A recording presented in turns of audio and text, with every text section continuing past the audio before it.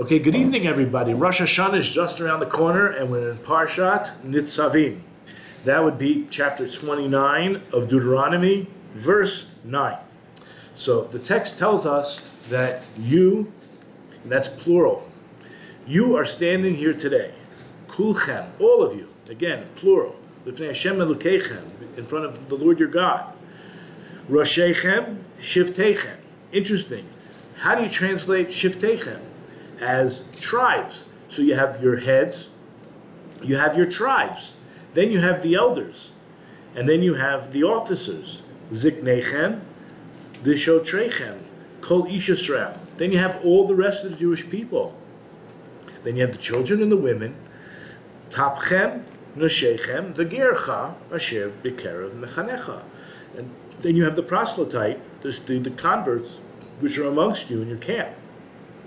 And it says, all from the hewer of wood to the drawer of water. Mechotev eitzecha ad shoev mimimecha. And we're going to be dealing with the next few verses as well. So I just want to, you know what, we'll leave that for now. So the fact is, you're standing all here today. Now we know that the Bible, the Torah, is a book of prophecy. So the fact that we're standing here today reading it also means something. And what happened in last week's Parsha, most prominently, were the curses.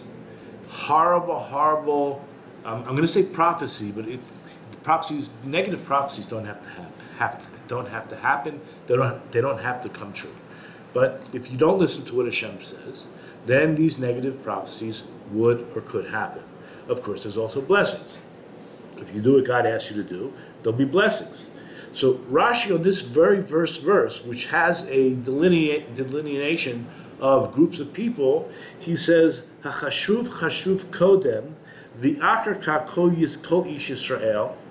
That, I think I have it in the first. Okay, that the most distinguished ones come first. The more important ones are listed first. Hachashuv chashuv kodem. Now, I mean, anybody reading this could really figure that out, right? But we don't understand what it means then by that 1, 2, 3, 4, 5, 6, 7, ninth word, Shiftechem. If it says all your tribes, right? We're talking about your tribes. That means everyone. So he will say it means the heads of your tribes. Roshechem, Shiftechem. But in order for that to make sense, we have a Hebrew speaker here, and on Meir Yonah on video, it should have a lamed. It should say Roshechem Lishiftechem, the heads of your tribes. But there's no lamed. So just capture that moment for a second. We're going to delve deep into the words that God gave us 3,300 years ago, as if we're standing there today, and we're going to understand it much better than we are at the present moment. So the Kliyakar mentions, as I mentioned already, the Rashi, and he goes on, Roshechem Shiftechem, the heads, the tribes, Kamo Lishiftechem, as if it is saying the heads of your tribes. Nevertheless, the lamed is missing. It is missing. It's not there in the text.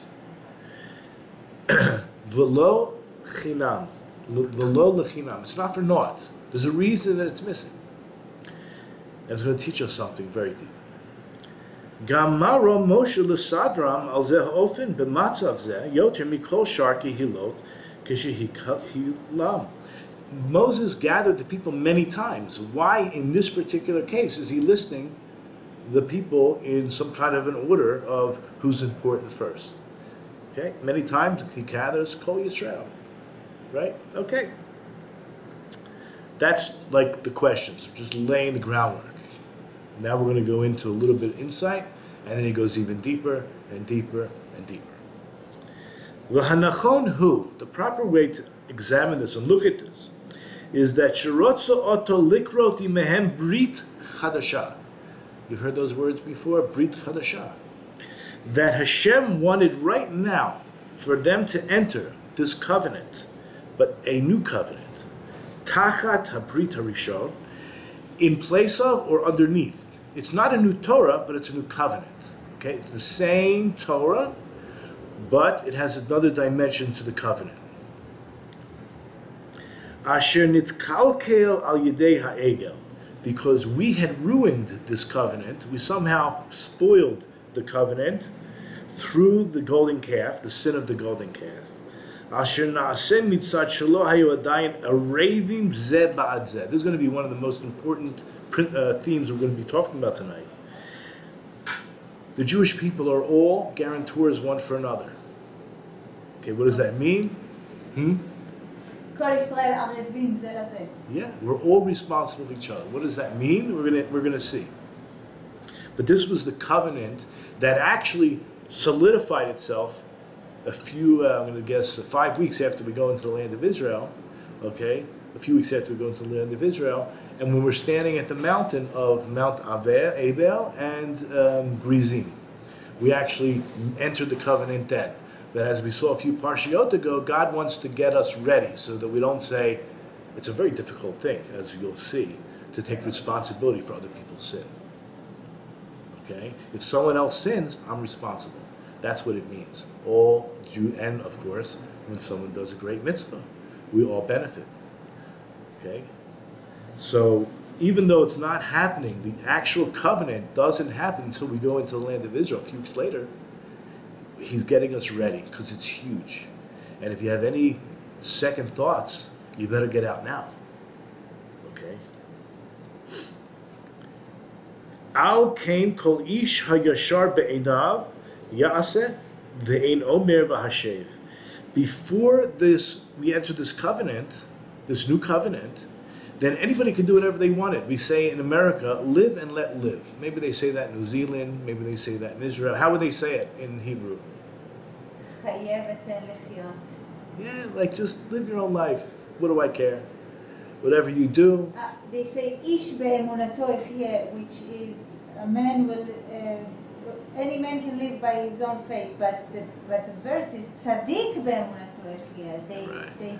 The righteous person, right? So they, okay. Thank you, sorry. Yep. Okay. So basically what he's saying is, prior to entering this covenant, anybody can do whatever they want, and nobody would even open their mouth to speak and to give rebuke. Why would you rebuke anyone? What you do doesn't affect me, and what I do shouldn't affect you. I can sin in my own private. Al kain, therefore, ro lahaviyam b'niseret brit shel ha'arvut al yedei shavua har grizim v'har evam. That's why Moses saw fit to bring them in now, already, into the Masoret, into the, let's say, the bond, into the transmission of giving rebuke. Why? Because they're about to make, in a few weeks' time, this oath at the mountain. Kol ha'aravut siba gedola lahashiv Rabbi me'avon. And this arvut, this being a guarantor one for another, that's really what you are. You're guaranteeing, you're in collateral for the other. We're collective, we'll talk about it, it's called collective punishment. One body. We're going to speak exactly about that. One body, we're going to get to it real soon. So there's no greater reason for other than arvut to give rebuke. It's because you're responsible for whatever else does. As we know the verse says, right? You should love your neighbors yourself, on and on. It says you have to give rebuke, otherwise you carry their sin. The verse says it. If you see somebody doing something wrong and you don't rebuke them, you carry their sin. What does that mean? Ki ha'arvut sigadola hashiv Rabbi me'avon. It's the greatest reason to try to get the masses away from doing sin. Pen yeh nitpas olav, lest you seize or grab the other person's sin, or the sin of the many. Ki kol arev haroa shahaloive mefazir memono. Let's say your best friend, M, came to you and said, I need a loan, but you don't have that kind of money, or you can't afford at the moment to put that out. It's not liquid, all your assets in real estate. So you say, okay, I'll sign for you. I'll sign your loan. Okay, so you're taking responsibility. If they don't pay it, you will. And then what happens is, the next thing you notice, after they got the loan, they're throwing their money around. They're being, as you would think, not as responsible as you would be if you took that loan. And azayu mokicha. what do you think you're going to do? You're going to call him to the side and say, listen, I signed on that loan. I hope you know what you're doing. You're going to give him a little bit of a rebuke, right? I hope. Megira, out of fear, pen yitztarek l'shalem ba'avuro. You're a little bit afraid that you're going to have to pay back that loan on his account because he or she won't pay it back. Kach bezman Yisrael arevim ze ba'ad ze. This is exactly what's happening as Israel takes responsibility for each other, meaning in terms of being a guarantor. Azai kol mi sheyesh biyado lo kiach biroto yachido brabim notim miderech haseichel.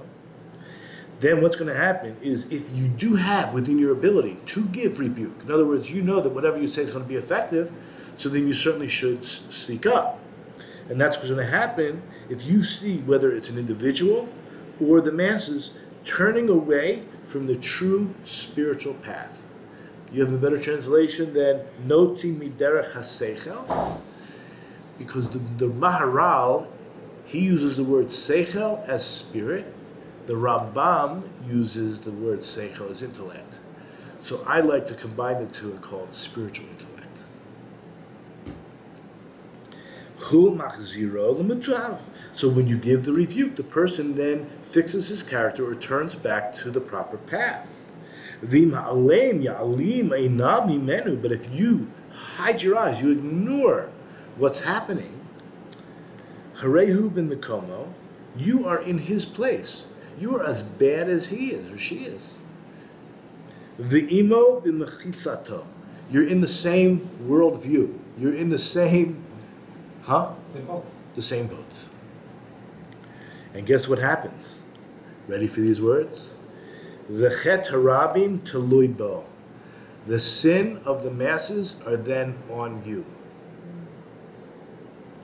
Avomi she'ein biyado lo kiach, but someone who does not have the ability to rebuke, for some reason, maybe they don't know the language, maybe they're far away, maybe they don't think they're effective, maybe someone else could be more effective. But let's just say you don't have the ability, maybe because you don't even know, it's in private. Ein hasvara notenet she'nitpas avon zulatzo. Then logic dictates that you don't absorb the other person's sin. If you're able to give rebuke, and you don't. But if you never had the ability to, then you're not responsible. It's not going to sit on your shoulders. Clear as day, clear as mud. Dim lokain, if everything I said is not true, remember this is the Kliyah Kar speaking. Okay, so lo shabakta chaye lekol bria, v'adaita dahachi lo niknasu bibris ha'arvus. I'll loosely translate what this is talking about. Basically, we all know that it's only sin that kills. So why would anybody in the right mind enter this covenant? Because if other people are weak and going to sin, if I entered it, then I'm also going to die. Otherwise, I have a chance to live forever. And it would only make sense with this knowledge not to enter such a covenant.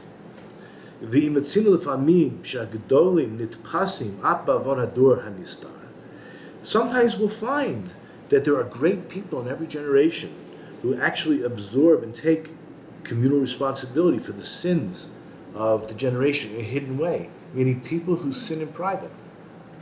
I don't know if you know about the story of Achan, but if you look at your source sheets, and if you're familiar with Joshua, chapter 6, verses 18 through 19, and I'm going to tell you also, if you want to check out Joshua 7, verse 1, but basically what happens is, after they conquered Jericho, and it was a pretty easy conquering, it should be like that throughout the land, but the next time we come in to fight, we lost 36 men in battle. And Joshua knew there's something wrong. One of the people stole. He stole what we call the booty. Achan. Stole the booty. And 36 people die, and they do a lottery. They really wanted him to confess. Confessing is huge. It's a great part of tshuva, of repentance. So they did a lottery. Finally, they figured out who it was. But the truth is, look at Joshua 7:1. It says, the children of Israel committed a trespass. Now, is that true?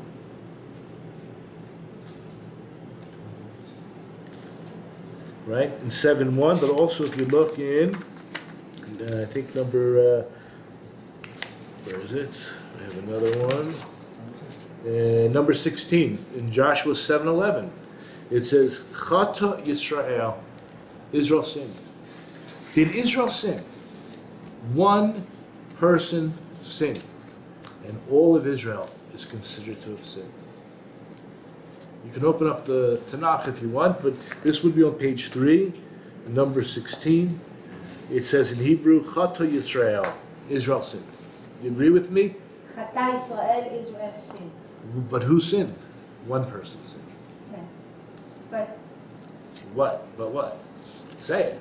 that's the Arevut. That's the communal responsibility, correct. Okay.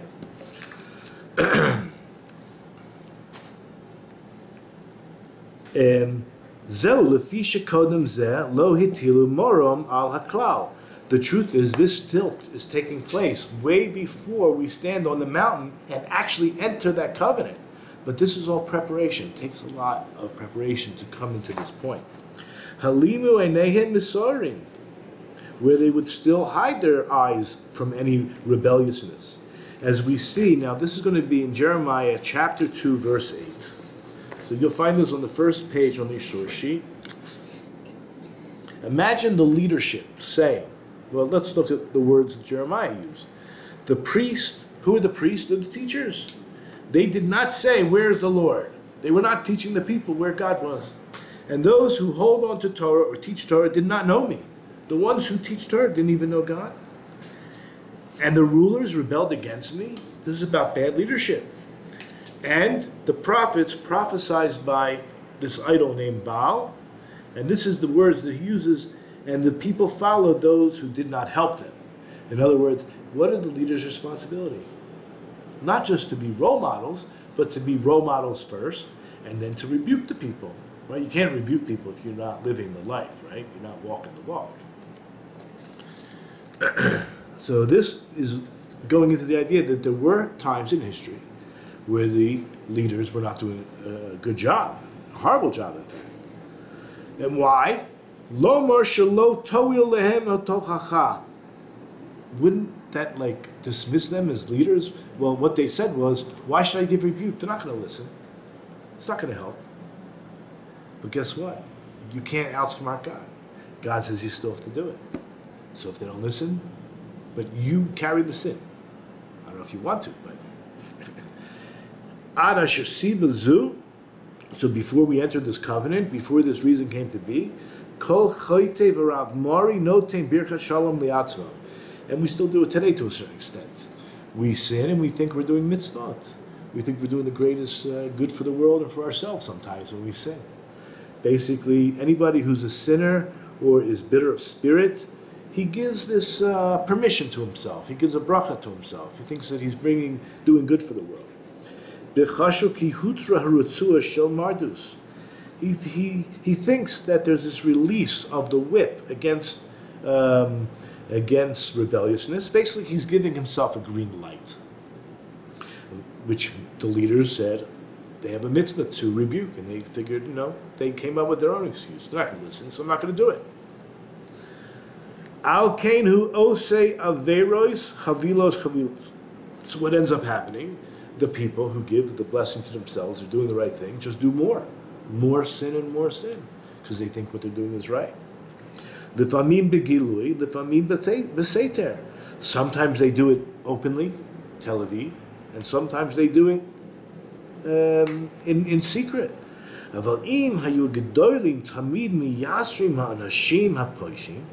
if the leaders, the great people of the generation, would consistently rebuke the people, give ethical teachings to the people, then the people would feel wrong doing it, even in private. Lest the thing become known in public. I guess everyone is relating to everything I'm saying on some level, right? If that's the case, then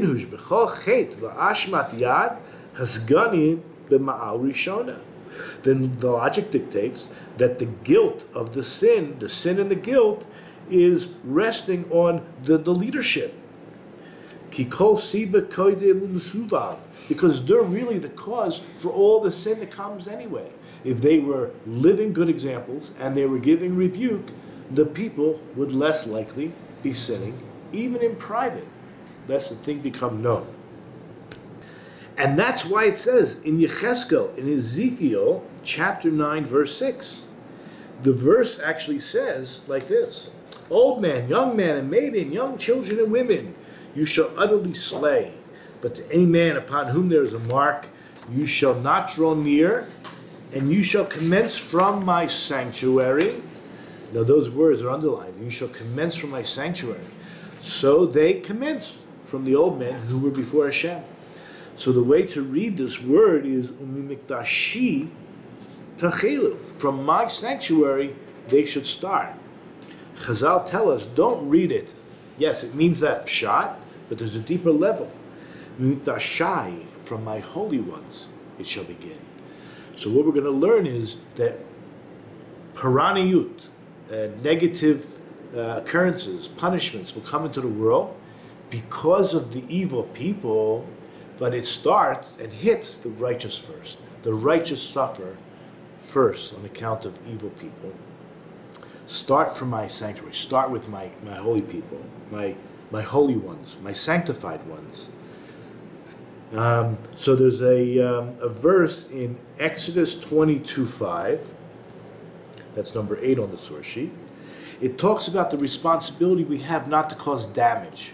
So, like when you light a match or throw a cigarette, or you make a campfire, you don't put rocks around it, you don't have a hose.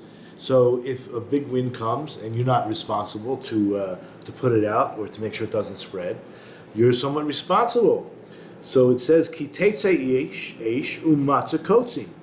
When the fire goes out and spreads and finds thorns, the actual verse goes on, which is very interesting, because it says a stack of grain or standing grain, that's going to be consumed. So what's consumed first? The grain. Where does it find first?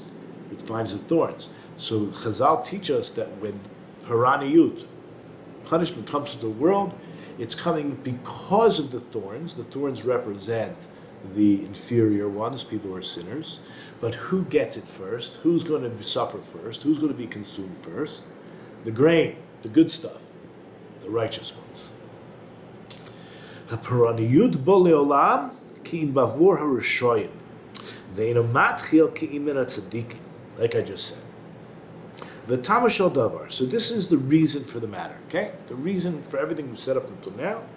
Lefi shebeyodam shevet moshlim lahashiv rabbi me'avon. Because the leaders have in their hands a rod, a shevet, a rod of authority to what? To rebuke the people, to bring them back away from sin. But, however, ripu yedehem milachazek yedayim. But their hands are weak in Torah, and they're weakened from Torah, from being strong. They're not strong. In fact, rafut b'Torah, they're weak in Torah. Ubirkayim koshlot ba'amuna, and their knees are weak in faith. I don't know if you ever see those commercials where people knock their knees together when they're like mamish, afraid or weak. So that's a little bit visual. Al Kain, that's why Chazal say, I don't know if you know this, but the king, the leaders go in first to be judged before the congregation, anytime in the court, and especially on Rosh Hashanah. As I mentioned, it's Erev Rosh Hashanah. Rosh Hashanah is just around the corner, the day of judgment. Ki mi yochol u'mi yachush chutz mimenu lahatil mora shamayim al habriot. Who else besides the leaders are able to place a proper fear of heaven on the population? Ki biyodo shevet u'mochek. Okay, we're going to deal with these two concepts, shevet and mochek. Shevet is a rod, and mochek is law.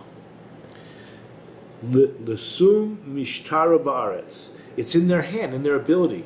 The rod, let's say the rule of law, and the mochek, the rod is more punishment, and the mochek is the rule of law, to place a sort of enforcement in the land by setting out police, as we see, right? We have officers. As Chazal tell us that on Erev Rosh Hashanah, the first night of Rosh Hashanah, the Gedolim Yotze Likrot Tchila, that the leaders are judged first. V'achachach Yotze Abenonim, and then during we call them the 10 days of Tshuva, but let's say the 7 days between Rosh Hashanah and Yom Kippur, the intermediate people are judged, and then it says Achachach Kol Yisrael B'Yom Kippurim, and then the rest of the Jewish people are judged on Yom Kippur. Very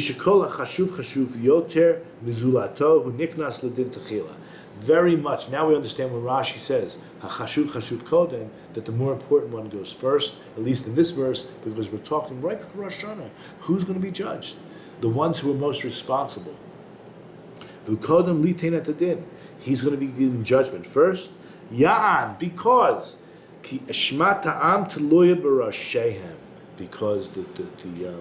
the guilt of the people is hanging on their heads. Al Kain Sidra Moshe ben Nisara Tabrit. That's why Moses ordered them in the way he did, especially in entering this new covenant, Brit Chadasha. Al Zehofen, in the very fashion he did. Ki mitzachi kansu ba'arvut az yegedol me'olam kodmim litein asadin min mi shetachtahem. In order, right, from the aspect that because of their entering into this new covenant, then the people who are the leaders, they always will come first in judgment above or before those who are underneath them. Hikdim harashim harashah. That's why the leaders come first. Now, we're going to get into that word. It said, Rashechem Shiftechem, your heads, your tribes, which we know cannot mean your tribes because there's an order to this. He's going to basically tell us that your heads, your leaders, are your shevet. In other words, Rashechem, Hainu, Shiftechem. Your leaders, they are the rod. Okay, we'll see that. Ki harashim kodmin el zakenim. Notice that the leaders come before the elders. The heads come before the elders in every place. Ki lam yoter nishmoim el mi shemachricham al ha'asiyah bechezchat hayad. Because who are you more likely to listen to? People who speak and put you in your place, or people who have a long stick and put you in your place? It's a simple, right? Shevet Musar Yarchikena Biyot Nima Shemokiach B'Dibur Levad. You agree or don't agree? The statement is that the rod gives more ethical teaching. It actually straightens one out. It will distance somebody more, distance somebody from sin, more than if someone only rebukes with speech alone. And how do we know? We're going to go 3 verses in order, okay? The first verse we're going to look at is it's number 9 here on your sheet, page 2, in Proverbs 29:19. B'dvarim lo yavaser eved. A slave cannot be or will not be chastised with words, because he will understand. Ki yavin ve'ein ma'aneh. He'll understand, but there won't be a response. You won't get it won't be effective. So, a slave cannot be chastised with words. You would nudge him along. Look at the next statement in Proverbs 26:3. That's number 11. A whip is for the horse, a bridle is for the donkey, but a shevet legav ksilim, a rod is for the body of fools. For somehow another reason, hitting a fool is more effective. But we hopefully can live up to what it says in Proverbs 17:10, the humility caused by rebuke of an understanding person. If we're understanding, we're wise, we're mevin, right? Then that would be more effective than 100 blows to a fool. You follow what it says? So knowing all these verses, he goes in order. He wants to get across this point, that mikol makom, nevertheless, when it comes to fools, they don't really get words. Amongst the Jewish people, there will always be these two, we call it the executive and legislative, right? You have this idea of, I don't know if that's the correct term, but you have a verse You're probably very familiar with it. It's in Genesis 49, verse 10. The scepter shall not depart from Yehuda, nor the student of the law between his feet. Now look in the Hebrew. Lo Yisur Shevet mi Yehuda. Yehuda, the kingship, even when we don't have kings, we have princes. They're always from the Shevet of Yehuda, and they have the strong arm. We'll call it the diplomatic arm of Israel. Okay, so that's the Shevet is in Yehuda. But what about the rest of the verse? Mochek bibein raglav. There's still a mochek. And what's the mochek? That's the Sanhedrin. That's the lawgiver. They're the ones that keep the law and legislate. Okay? So he says, the word shevet is the Ela Rashi Galiot Shebabavel. They're rodim et ha'am b'shevet. So they are the exile ark. They are the leaders even when we're in exile. We don't have a temple. We don't have a king. Nevertheless, they rule the people with an iron fist. And what about the Mochek? That's going to be the Sanhedrin. Elu Nisiyei Eretz Yisrael. They are the princes of the land of Israel. Malamdim Torah Barabim. They're the ones that teach Torah in public. Kizehu Srarot Malchut. As we said, the Shevet shall not depart from Yehuda. That's referring to kingship. And that's a type of rulership. And the other is Srarat Sanhedrin. That's the lawgiver, that's the rabbis and the prophets. Zeh Shevet, we said one is the king. Ve'ela Baruach Setoteim, the other is the spirit that's upon the lips. Like we're doing now, we're learning Torah. It's the spirit on the lips. L'fi'achoyte Rav Mori, because someone who's a sinner and is bitter in spirit. Yoter Nishmel Haroide B'Shevet. So anyone who's a sinner and bitter of spirit is going to listen more to the ruler of the Shevet, the rod, than listening to someone who's only a mochicha b'peh. He's not going to listen to him as quick or as fast or as effectively. Ki yamar, you know what they're going to say? It's just words. You ever see those when we were kids? Sticks and stones may hurt me, but no. How does it go? Sticks and bones will break my bones. But words may never hurt me. So that's not true. But anyway, we get where it comes from, because sticks and stones are more effective in damage. But the truth is, words can be very damaging. But in this case, we're talking about rebuke, okay? So they'll say, it's just words. Al kain hamelech koidim lekulam litin et adin al ashmatam. That's why the leaders will be taken first to be judged, because of the guilt of the people upon them. Al kain amar gamkan shurashechem hema barosh arevim kablanim ba'ad kol ha'am. That your leaders, they are the chief officers of their chief guarantors, right? When it comes to, or on behalf of the people. And he says, v'natan tam l'davar, and we'll give reason why. Since rashechem, what it means is your heads, hainu shiftechem, they are your rod. Hema ba'atzmam shevet nogesh bechem. They themselves are the rod of like a taskmaster. Kama da'at amar, if you look in Isaiah, it's chapter 10, verse 5. What do we know about the rod, right? How do we see that God's rod? He calls Assyria, woe that Assyria is the rod of my wrath. What was Syria doing? Giving us rebuke, basically. We were sinning, and as a result, punishment came into the world. But you should know, punishment is not, God is not an angry God that punishes for the sake of punishing.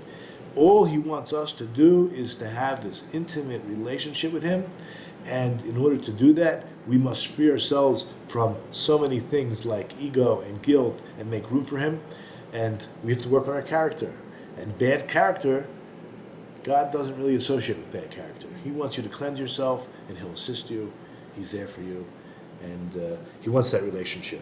But sometimes you need a little nudging. Like you have a horse, in order for the horse to either go faster or to the left or to the right, sometimes you take a little stick and you hit the donkey or the horse in the right place with your stirrups. You ever ride horses? You have stirrups? Probably not, but you know how to kick a horse in the right way and to make him go where you want him to go. So what does it say in that verse? For my fury is a staff in their hands. It wasn't to destroy us, but to fix us. Kar la'ashur shevet. You see that? That enemy, our enemy, is called a staff. In fact, one of the biggest things we all make a mistake, like the dog. I don't know if anybody has a dog, but ever tried to hit their dog with a stick. And I mean playing. They usually try to bite the stick. But, you know, it's you that's hitting them. Why are they biting the stick? Because that's what they do. They think the stick is what's hitting them, so they bite the stick. We have to know that it's Hashem who's doing this to us out of love. Kakar l'rashim shevet. That's why. So too, the heads are called the shevet. Kihema ba'atzmam shiftechem. They themselves are your rod. Biyodam lo kiach yotim zakenim. And they have the ability to give you rebuke much more than the elders. Alken heim kodnim l'kanes ba'arvus. That's why they enter first into this covenant. V'achareihem kol yisraelev. And afterwards, all the rest of the people who walk in a straight path and have a straight heart. Ziknei Israel, the elders of the Jewish people. Mochek, the lawgivers. Asher baruach siftotehem, whose spirit is upon their lips. Yamitu Russia. They still can also kill the evil, right? They can get rid of the evil.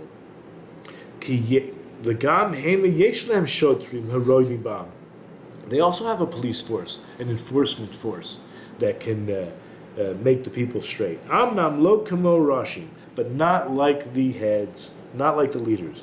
Ki rashim yeshlem yoter memshala minazakeni. They have more authority than the elders. V'yakach kol ish pati Israel, as we saw in the verse, than each Jew, each person, before the women and the children. Kach hanashim v'taf nishmayim el hagvarim. I'm going to stop there, but that's basically all the women and children. They basically listen to the men, to the ones who are protecting them.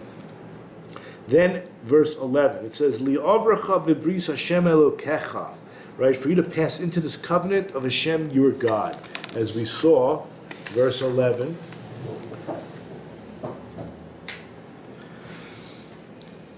This is and into his imprecation that Hashem your God seals with you today. Masha maskiram bekola parsha b'lashon rabbi. Now this is like something the Kli Yakar loves to point out to us, and there's some really deep stuff going on. If a certain word in a verse is singular and the rest of the verse is plural, okay, in English it's really hard to figure that out. I don't know what language some of you guys speak, English, but Hebrew for sure has the when I say you in English, you don't know if I'm saying you plural or you singular, but many European languages do have a difference in singular and plural. I wonder if Chinese does. I don't know. Anyway, so the very fact that this one verse, actually it's actually these two verses, but out of all the whole Parsha is spoken in singular. Zula mi pasuk shehizkir ba'arvus habrit, hizkiram b'lashon yachid. It's only this verse. If you look at all the verses before, the several verses after, the whole Parsha seems to be in plural. But these verses, this one particular verse, in concept, is singular. So he says that mofet chotek, this is clear-cut proof. She'ikar brit zeh, that the prime purpose or point of this covenant is ba'avur ha'arvut, is for the sake of this communal responsibility. And this is what Adi was mentioning earlier, and we're going to see it. Ki mitzada arvut yikol Yisrael ke'ish echad. Right, Adi? That from the aspect of this communal responsibility, all the Jewish people are like one person. Shebizman sheyesh lo maka be'eza ever prati, at a time when you get a hit, a wound in one particular limb, as kol gufo margish v'choyle, then the entire body, the whole body feels it and is sickened and affected by it. Kach bizman she'echad choyte. The same thing is true when one Jew sins. Kulam margishin. We all feel it. Kamosh Nemar, like we saw in Achan, we saw in the Parsha by Joshua. It says Chata Yisrael. It says Israel sinned. Also the Medrash, if you look in Jeremiah chapter 50 verse 17, which you will find on your source sheet, number 3 at the number 17. A scattered sheep is Israel. Why is Israel called a scattered sheep? The truth is, look at the words, Se Pizura Yisrael. It's the fact that the Se, which is called Israel, it's scattered, yeah. When we're in exile, we're going to be scattered. But the sheep itself is a very sensitive, it looks like a big animal because of all the fur and the wool. But it's a little tiny animal. And it gets knocked in the hand and the foot, the whole thing shivers. Because it's the pain, or the sin in this case, scatters. It's, what's the word for pizura? It's diluted, it's not diluted. Diaspora? Well, that's for sure. When we're in diaspora, we're scattered. But within the being itself, it's dispersed. The pain goes to the extremities. If it only got hit in this hand, the whole body feels it because the pain Spreads out. it spreads out. That's what pizura means, like diaspora. But it's within the being itself that the pain is felt throughout. Pizura. So it's, in other words, that's the word. Why is Israel compared, analogous to the sheep? What is it about a sheep? When it gets hit in just one of its limbs, kulan margishim, the whole animal feels it. So too Israel. Achan levado chata. Achan, this criminal, he alone sinned. As we know, it says chata Yisrael. Israel sinned. So the Kliyakar says, li nira, according to what I can perceive, shekol hadarush hazeh min milat pizura. That this drasha, the way to expound this whole idea, is from the actual word pizura, which means dispersed. Because what are they saying? Me'achar shem kaseh. After the fact that the Jewish people is like a sheep, shelizman shalok be'echad me'avarav. After the fact they're hitting any one of their limbs, kula magishim, all of them feel it. Im kain harein kish echad. It's like one person. Shekoev aver echad. He has a pain in one limb. Shadei tichla bekule. And then it's thrown. That pain is thrown or spread throughout the entire animal towards destruction. Like it feels the pain. It just wants to die.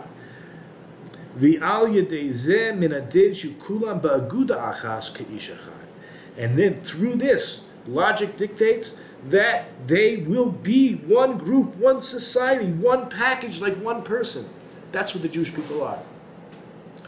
In fact, we'll see soon, I'll talk about it, Sukkot, when we take the four minim, the four species, they have different levels and different meanings. Like the etrog, they say it's like the heart. The body has a heart. And the palm frond is like the spine. We serve Hashem with all of our limbs. And the willow is like the lips. And the hadass is like the eyes. And we bring it all together because we want to serve Hashem with all of our limbs. But another level is this idea that the esrog has taste and smell. And it's compared to those Jews that have both Torah and mitzvot. And then actions, good actions. And then there's the sidra, the palm frond, the lulav, which is like your spine. And that has, because it's part of the date palm, so that has taste but no smell. And that would represent people that have Torah but no mitzvah. And then you have the hadass, which has smell but no taste. And that would represent Jews that have mitzvahs but no Torah. And then you have the willow that has neither taste nor smell. And that would represent the Jews that have neither Torah nor mitzvahs. They're still Jews, and we need everybody, and they're all bound together as one, because we really are one. And that's what Sukkot is really, it's not only about, but that's one of the main things, that's one of the main themes of Sukkot. So let's go on. So we saw that, okay. Even if they're actually physically dispersed, like you wanted to say, diaspora. And even if one Jew does not see another Jew, he lives in Hawaii, the other one lives in Alaska, another one lives wherever Coca-Cola is, New Zealand, perhaps. Lo yitro shalom chavero v'tovoto kol yamim. He never was able to say shalom aleichem, how you doing? They didn't have text, they didn't have phones, they didn't have telegraphs. You may never have seen the person for God knows how long. Lo yomru bilvavo. You can be sure that one Jew would not say, if only my friend could feel my pains and I could feel his pains, like in reality that what's on me is on him. God forbid. We would never want that. Lekach ne'emar kan, that's what it means. La'avracha b'bris Hashem, that we're entering into the covenant of God, singular. Lashon yachid, as an individual, all together. Ki al yedei brit zeh behechreach tiyu ba'aguda achas ki'ish echad, that through this covenant, through this brit chadashah, through this new covenant, we become one. The al arvut zeh, and through this collective responsibility, zeh yidbar kol psuke parsha zu, he's going to explain with God's help the rest of the verses in this parsha, which we are going to examine shortly. The verse says, Atem Nitzavim hayom, you are standing here today. Lama nismechu parsha Atem Nitzavim liklalot. Why is this parsha that's in chapter 29 in close proximity to chapter 28? You had 98 curses in chapter 28. And now, in chapter 29, you're all standing here today. You know what it's to teach us? Lefi shamu Yisrael mea klalos chaser shtayim. The Medrash tells us that the Jewish people heard, I mean, it's a really weird language here. Ready? 100 curses minus 2. Why does that? It just say 98. We're going to see something you probably never heard before. 100 curses minus 2, aside from the 49 that are in chapter 26 in Leviticus in Torah's Kohanim. So we just heard 98 now. We heard 49 before. Hariku pneihem, and the Jewish people's face turned green or gray, greenish gray, like pale, like they died in their footsteps. Al ken nusek Rashi. Now look at Rashi. I really want you to see what Rashi has to say about this. I think this is it over here. I'm not sure if I copied it over, but Ad Kan, up till here, I've explained according to a simple meaning of the passage. And the Gadic Midrash says like this. Why was the passage you're standing today juxtaposed with the curses? Because Israel heard 100 curses minus 2, besides the 41 in Torah's Kohanim, which is in Leviticus. Their faces turned pallid upon hearing the curses, and they said, who can bear these? Moses began, console them. You're standing here today. Meaning, you caused so much anger to God, nevertheless, he never took total destruction on you. And behold, you exist before him. So, what do we see? There's this consolation going on. You got the curses, which is almost like total destruction. And then you have Moses saying, I'm not going to say it's not so bad, but look, you're still here today. After all those curses are told to you, you're still, and you did pretty bad things already, you're still here. And today we're reading these, and we're still here. And every generation, we know we're still here. Reading these same books, we're still here. So there's this doom, and yet there's this consolation, or consoling, going on. Moses is kind of like, chill, baby, chill, okay? Then Rashi goes on and says, why does it say today? Kiyom hazeh, like this day, which means this day exists. And it becomes dark and then light. You know, our days begin by night and then end at sunset. They start at sunset, end at sunset. So the day begins with darkness but ends with light. He did give you light. And so in the future he's going to give you light. The curses and punishments actually sustain you. The darkness, right? Curses and punishments are like darkness. Okay? So that's going to sustain you and keep you standing before God. In other words, remember, it's rebuke. It's not punishment for punishment's sake. It's there to make you better people. Then, and the passage before this too consists of words of conciliation. where it says, you've seen everything Hashem did. Okay, so we got that point. Let's go back into the Kliyakar. We have this big problem with the idea that it said 90, it didn't say 98, it says 100 minus 2. Also, yesh makom l'sapek safek gadol. There's also place to supply a huge doubt. Mashi kibu Yisrael tanchumim shel hevel. Because Moses says, it's all going to be okay. I mean, that's just words. I mean, we got God telling us these horrible, horrible things are going to happen to you. I mean, that's like trepidation on one side.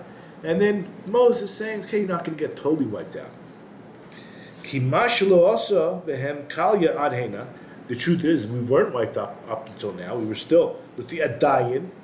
Lo nidmale sasam sheshluchu aleim kol ha'alo shel hatochecha. The truth is, why are we still standing? Because we didn't see the full ramification of all 98 curses. We were still in the desert, for 40 years. We didn't act so bad like we did later on. So, very nice, you gave this consolation, but consoling. But look, we have who knows how long we're going to live and how long we're going to sin. We have the chance of getting totally wiped out till the full measure that God can send us on the curses. So if you want to say, if you would come to say, Shehirbu ka'asim l'makam baruchu higdilu eshmat achiu ruin l'kolos and olos, then maybe these curses, the anger of God would slowly increase over time until the full guilt, until we were totally fit to receive all these curses. Af pikein. Nevertheless, God in His mercy will not totally destroy you because of your sin, as Moses himself basically is writing and saying through the Torah. It's like an IOU, that you won't be totally destroyed.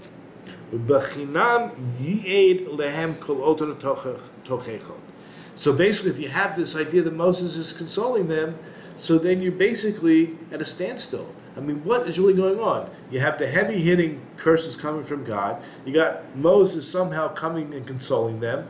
So then it's all for naught. What's going on? No, ki le'olam lo yipakdu mehem.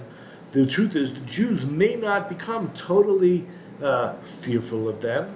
Umar lo yale arosha min otim klalos, and it's not going to go upon their leaders or their heads about the real result and consequences of those curses. So we have a contradiction basically. Ki hare kavar chatanu ke'elu v'ke'elu. The truth is, we could say, well, we've already sinned like this and like that, and lo ravsa banu ela, and we have not been pounced on and ambushed the worst it could have been. Gam ish Moshe hivtichanu. Even Moses promises us. Now, this verse I think could be read in two ways. Shagam im yosnim anachnu lachato lo yoga banu ra. They could be justifying themselves by saying, if we continue to sin, we're not going to be exhausted out with evil. So in the end, we're stuck with this dilemma. We have so many times where the curses are telling us we are going to be so rejected and persecuted that we're going to be destroyed.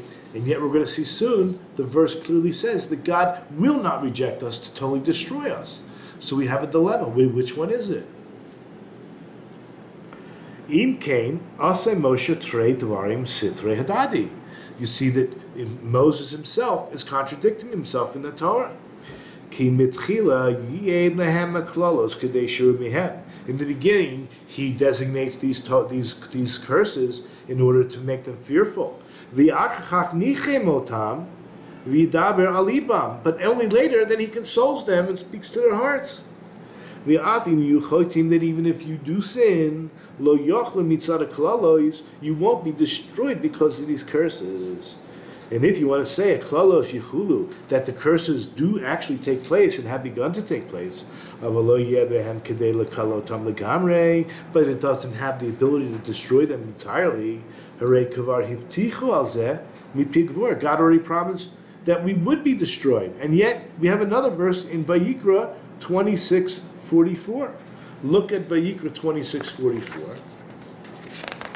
And it says, but despite all this, while they are in the land of their enemies. I will not despise them, nor will I reject them to annihilate them, thereby breaking my covenant that is with them. For I am the Lord their God. That covenant is forever. So what's going on here? And another question, that's just the first question. Lama lo nifhalu min otamem tes klalo shebetoras kohanim. Why didn't the Jewish people turn green or gray or pallid from back in Leviticus, from the 49 curses? Why is it only after the 98?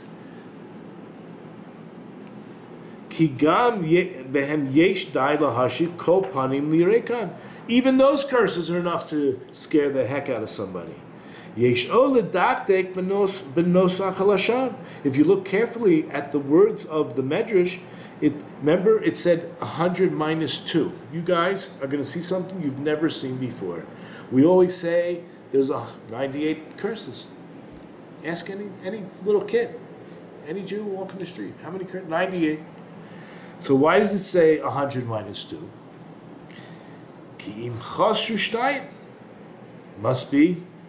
Must be there really were, right? There are 2 missing. Ein kan meh. You don't have 100. You only have 98. Count them. Havleila meimor. So why didn't it say 98? Like Kederek Shamar Chutz, like it said, except for the 49. It could have said, except for the 49. It could have said, except for the 98. It says 100 minus 2. So if we looked at we saw that Rashi, that you're standing here today, just like the day begins with night, and it will become light for you in a day, so too it will become light for you. We're talking about the world to come. It's talking about the world to come. That God will sustain you. So asin man dacher shmei. First of all, we don't see it in the text. It's in the Medrash, but not in the text. Where did Moses get all these words? So now we're going to examine this a little bit closer. Near Lara Bazeh, it seems you could say like this: Shebekol ha'alos meforshim b'toras kohanim u'beparshas kitavo b'kulam yesh makom lish kashay oref. There's always a space and a place for someone who's very stubborn, who's kashay oref, to remove the fear of God from upon him. And to somehow bring some kind of justification on himself for his actions. Levakesh hatzala ma al yedei eza tachbula anushit. And he could seek out some type of salvation, personal salvation, through some type of acts, some type of scheme, coming up with a scheme in order to save himself. Like the children of the flood. Kederek Shamar B'dura Mabu. So in Job chapter 24, verse 18, this is what it says. He is light upon the face of the water. That's really all that we're going to focus on. When the righteous men Noach and Methuselah would rebuke them, they would say, we are light enough to swim on the water. In other words, they justify their own salvation, that they don't need something. We can do it ourselves. We are light enough to swim in the water. We have papyrus and light materials. I guess, if you say I have bamboo, or I have styrofoam, or I have a life jacket, I'll just be fine. I can do it on my own. So the Kliyakar says, Yesh lanu sfinos katanos kalos shishatu al pnei hamayim. Basically, they were saying, we have our own small boats they're very light, and they'll float on the water. So too, v'chein ba'alos elu, so too with these curses. They will somehow justify that they can get beyond them. We're talking about the stubborn people. So it's written, if you look in Deuteronomy chapter 28-23, and your skies above you will be like copper, and the earth below you like iron. You have to look a little bit into Rashi, what they're talking about. But basically, we're saying that this infers specifically what's above you, and not what is upon the other nations. So the Jews can always say, fine, it's not really raining on us, or it's not just about us. We can go and take from other places. If we suffer, right, we're talking about the Jews who are not faithful, right? People who are stubborn. That we'll just go other places. And we do. We saw Jews, they go and live other places. Lo ma sha'al rosh sha'ar ha'ubos. It's not affecting the goyim. Ki sham yem matar. It's going to rain there. God says it's not going to rain here, so it'll rain there. We'll get our produce from somewhere else. Im came yakshe er polomar. They'll even be more stubborn, and they'll turn their backs. Elek ekna tuvua min sharumos. They'll just go buy the produce from the nations. Ki yesh shever etzlam. Because you know what? They did business around the world. The non-Jews also owe them. They'll be able to do business. V'chein dever v'cherev. So too, whenever pestilence and war would occur, they would just say, Imalta al nafshi. I'll just save or escape with my soul. Now look in Proverbs 22:5. Troops and snares are in the way of the perverse. That's really the part he wants us to see. He who preserves his soul will distance himself from them. So basically, if that's the case, B'kol ha'klalos yo hariku pneihem. That could be why that those klalos didn't really, we're talking about the first 49 in Leviticus, didn't turn their face green, because they were still stubborn and could always have an excuse how they're going to get out of. And yesh makom hinatza mehem ayidei takbulas anoshis, because they can always try to save themselves through some type of personal scheme. Amnam im tegazem lo adam lasos lo ezadavar. If a man is ever threatened that something like this would happen to him, lo tifaresh ansho, he's not really able to separate himself from his sin, from his punishment. If that's the case, eno yachal lishamer mimcha. He's not really able to separate himself. The truth is, he cannot separate himself from his personal punishment, and he's not able to save himself. If he's that close-minded, he doesn't even know what he's doing wrong. He doesn't know why it's coming upon him, and he's just going to suffer. In those curses by this place, they were in the plains of Moab. They were actually 100. We said 98 minus 2. 100 minus 2. He says they were actually 100. Wait till you hear this. The Medrash counts them, and he comes up with 100. However, I'm just going to go with the English at this point. He includes them, but it's not explained what they are. We're going to see soon a verse, and you're going to say, wow, those are the other two. So, see what it says. If you look in chapter 28, verse 61, it says, also, the Lord will bring upon you every disease and plague which is not written in the Torah scroll to destroy you. Those are the two that are not written. Clear as mud? And repeat that was. Yeah, it's on page 6, number 22, Deuteronomy 28:61. Also, the Lord will bring upon you every disease and plague. Gam kol chali v'kol maka. Asher lo katuv b'sefer Torah, which are not written in the Torah. Those two are not written. You have 98 that are written, and you got 2 that are not written. You see the verse? Mm-hmm. So he counted 100. But guess what? Minus these 2. See, when you have the 98, you still can somehow justify getting out of it. But those 2, you can't. And they're hidden. And they're not only hidden, they're hidden for a reason. Because they have to do with the world to come. The world to come is a hidden world. It exists right now. We can reach into it. We can be experiencing it. Guys, we're doing it every time we learn Torah. We do it when we live Shabbat or Shabbat. You know? We're mamish in the world to come. We're in that space that is undescribable. These 2 are not written in the Torah because the Torah is about this world. There's nothing about the Torah really, on its pshat level, that's about the world to come. Okay? It's deeper and deeper levels, just like this one is. It's about the world to come. So let's go back into the text a little bit. He says, without a doubt, the author of this Medrash did not count those 2 amongst the 98. He didn't count all the diseases and plagues. But he did count 98 aside from them. But with them, it's 100. However, from those 100 minus 2, they're not really they're not really missing. They're only missing because they're not clarified regarding its essence or its quality. And if that's the case, it's impossible to guard yourself against them. Therefore, one should become frightened and confounded, and trembling should seize you, because of these two that are missing and hidden regarding their essence and their quality. And you should be afraid from doing them, lest you face total destruction. That's pretty deep. And Moses says from his heart, Ein hadavar kain kamo shechashavtem, that this matter is not as you thought. Therefore, they're hidden from you, those other two, in order that you should have, in order that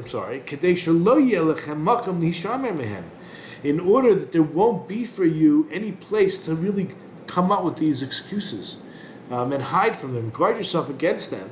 Sharei harbe pamim hikastem v'lo chalu shtei klalos elu. That there were many times that Hashem got very angry, but did not afflict us with these two. Even though they were fitting for us to have received them, for Him to have sent them. Now, if you say, if that's the case, why is there such a designation anyway of these curses? Especially, why were they not even explained? They're hidden. Because they are speaking about a punishment in the world to come, which is hidden. From the aspect that a man can become so confused in darkness in his physical world, his physical existence, that he's not able to explain, to understand the essence of the onish that he would get in the world to come. Like the way that the Torah itself is hidden, it hides the spiritual reward for this very reason. We're not about, you ask any Jew, even secular, especially secular, but everyone knows we only have an opportunity to make any change in this world. Once we're in the next world, there's no more efforts. There's no free will, there's no efforts. We go to a cemetery, we hide our tzitzis. We don't want to mock them. They can't even wear tzitzis. They can't do nothing. There's no mitzvahs a dead person can do. It's finished. This world is the only world that matters at the moment. Because the only opportunity we have right now to gain the world to come. So basically, from the aspect that a man could be confused because of this physical body, this physical world, the world of illusion that we're living in right now, where he's not able to comprehend or understand the possible punishment that one would get in the world to come. That's why it's hidden. The Torah hides the essence of the spiritual reward for this very reason. And now we understand what it says, when Moses says, basically, behold, I designate for you 98 curses. All of those curses are in this world. Gam kol chali, the kol makeh. Also, every disease and every plague, hashayach elachote, that relates to a sinner, that's for the world to come in order to punish him. Asher lo ketub b'sefer Torah, which is not written in this Torah. Ki Torah lo dibra min ze oynish klum. The Torah does not speak about that onish at all, about the punishment in the world to come. Gamhu arosh rishayim yachalu. That rather it's only going to be applicable upon the evil people once they reach that point. This is the last paragraph, and I want you to hang in there. When it says, you are standing here today, like today, which is dark and then turns light, because that's how our days work. First it's dark, and then it's light.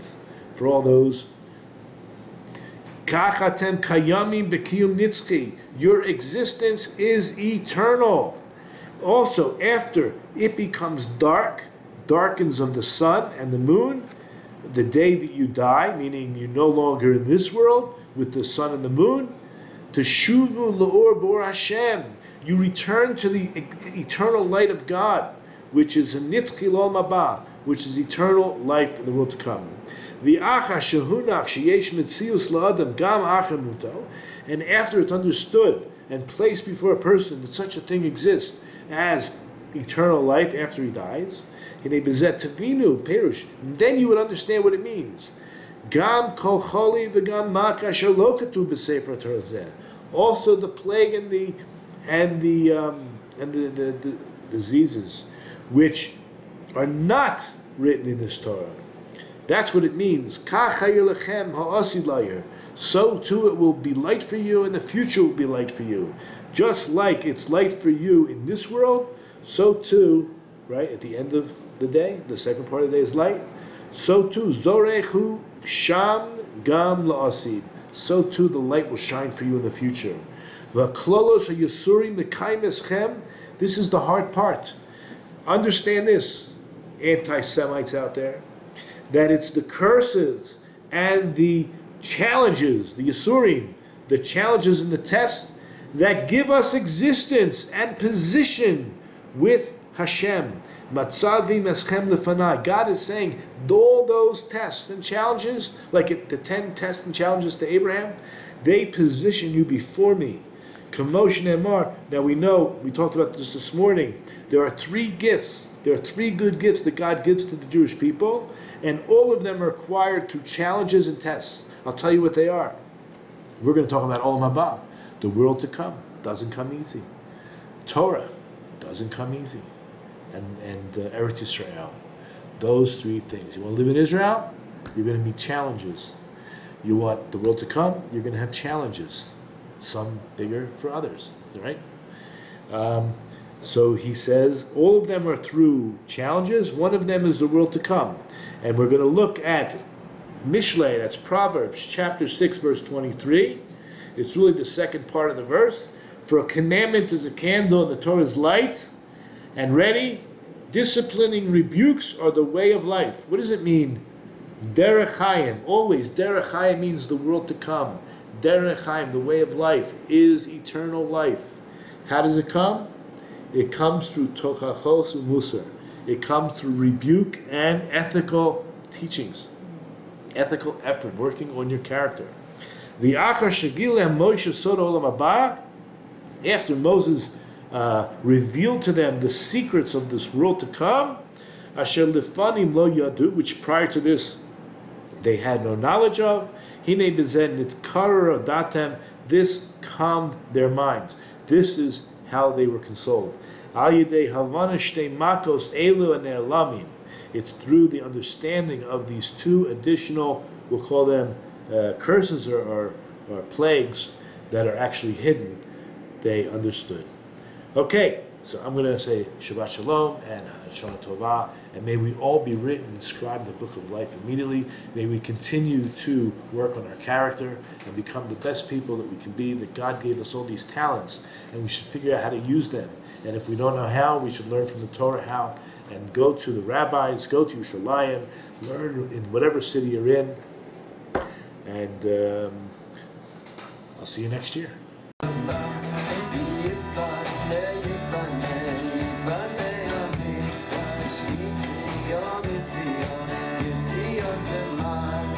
Yiboneh